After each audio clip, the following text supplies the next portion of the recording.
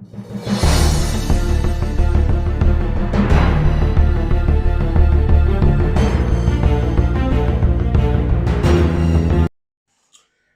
afternoon, keepers of the cash. Gary B, the Casual Comic Guy here, and we are here with Savage Saturday Comic Review 19. And today, what are we discussing? Another Robert E. Howard creation. This is Kull the Destroyer. Alright, this story in this magazine takes place after his run in comics, and this is a Marvel preview. Again, issue 19. And there's a couple different stories in here. I'll be showing you pictures throughout. We're only going to discuss the Kull one. There's a Solomon Kane in here as well. We'll discuss that in another Savage Saturday. But let's give Kull the Destroyer his due. Another awesome character created by Robert E. Howard. Adapted into comics in various forms. Started at Marvel. He had a Dark Horse run. He is back at Marvel again, so I'm looking forward to some new stories coming out with him. For those of you who don't know, Kull preceded Conan and was just an absolutely fantastic carrier. I don't know how he didn't catch on as popular as Conan did. Kull was more of a ruler, so you had more of the court intrigue, the more dealings with other nations. You had him get disposed. You had a whole story arc. A lot of fun and just great tales. And one of his original tales, By This Axe I Rule, kept getting refused by Weird Tales Pulp book.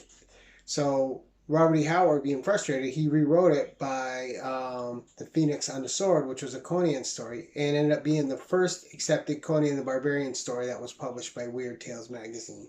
So there you go, a little bit of history. Not that you care, but now you have it, and the more you know. Anyway, so this story, super fun. It opens up in the court. Kull's sitting on the throne. He had just wrestled his kingdom back from Thulsa Doom, who is one of his major enemies. And looks vastly different in the comics than he does on Conan the Barbarian, the movie. And, one sec. I'm trying to fight the sneeze. Totally lost. Alright. So Thulsa Doom had exiled Kull, stolen a kingdom. Kull wrestled it back, and this story takes place after that. Thulsa Doom is basically a skull-headed sorcerer. Doesn't look like James Earl Jones at all. I know, it's a shocker. And we begin this tale. Kull's sitting on his throne, fresh back on it, fresh ruling again. He's got his counselor and advisor, too, talking to him about the court problems, about problems in the land. And one that's been brought up is this noblewoman who is marrying an outlander, and how it's against the court and the nation's principles and rules to marry an outsider. Now, Kull is having flashbacks to when he was in Atlantis as a young kid. He was adopted by these Atlanteans. He was living out in the wild, and he saw a woman being like a witch, being staked up, and she was going to be burned alive because she was marrying an outsider and had the gall to love who she wanted to love. Kull couldn't save her, but he could give her a swift death. So as a youth, he threw his knife, he killed her on the stake, that way she wouldn't burn to death, saving her a lot of pain. He dove into the waters of Atlantis and to escape being murdered himself for going against that, but that stuff never set well with Kull. And Kull isn't so stuck on tradition when tradition dictates cruelty. Kull is not a big fan of cruelty. It doesn't play a lot into how he rules. And he will change. He is king now. He will change a rule if it makes absolutely no sense. It doesn't matter the history of the rule. It doesn't matter the tradition of it. Kull is fair. He is a good ruler, sometimes a little hot-tempered. And he's not about this until this outland rider shows up. And he has a message from the guy who the woman ran away from. And the message is a couple insults directed at Kull. And he has his Atlantean pride. And it enrages him. He clears the court. He calls on his friend and leader, and Commander at Arms in Kull the Spearslayer, which is a great character. He's a pick. He's amazing. Kull is probably one of the best created characters, in my opinion, that Robert E. Howard has, and I always wanted to see more of Kull the Spearslayer. Not only does he have a kick-ass name, he's a kick-ass character. So they head out, and they're chasing the two. So, great. And we'll get a little more into the story. So this cover right here is a Bob Larkin cover, the little inset. And I already told you guys I'm a sucker for these borders, and then I just love the layout of this. The story is called Riders Beyond the Sunrise, written by reliable Roy Thomas, right? And the art is by Sal Buscema and Tony DeZanuga. So all Marvel greats, all people that helped build the House of Marvel.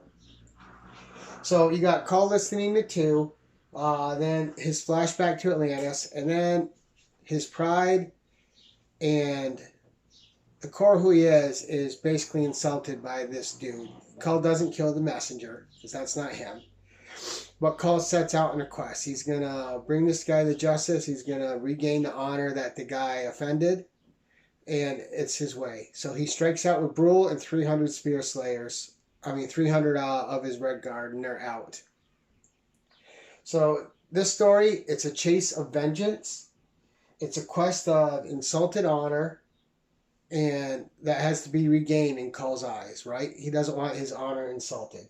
So you get far off lands, you get ominous ferrymen, you get an old crone, you get sorcery, trickery, and ultimately revenge satiated. But there's a few tricks up the sleeve of this story. And you should expect that because it's Roy Thomas. He goes to a village, he gets a lead, he follows a lead. He goes to a place which is supposed to be at the edge of the world in their superstitions, because they believe anything beyond what they know is the edge. He travels to the edge of the world through a ferryman. There's trials and tribulations along the way.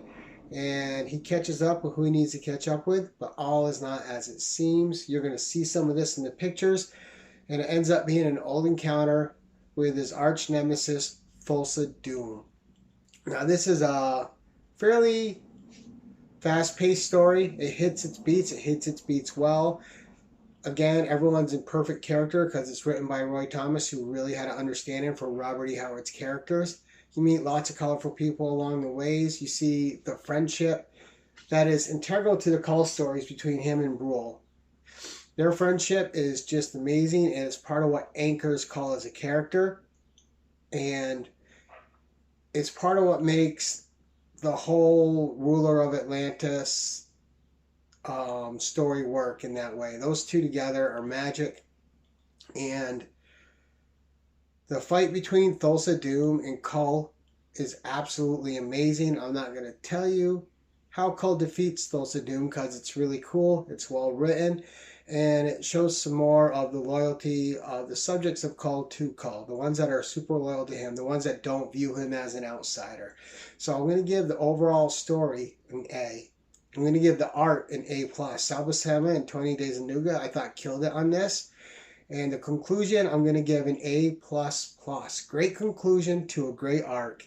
The story was, like I said, fast. I know I didn't give you a lot about the story because I want you guys to read it. Right? This is an overview, not a page-by-page retelling.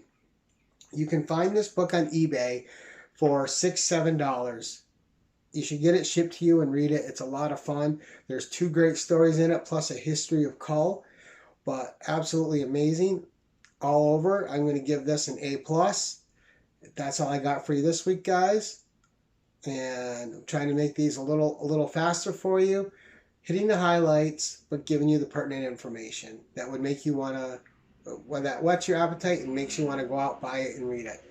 That's all I have for you. Have a savage Saturday. Until next time, keep it casual.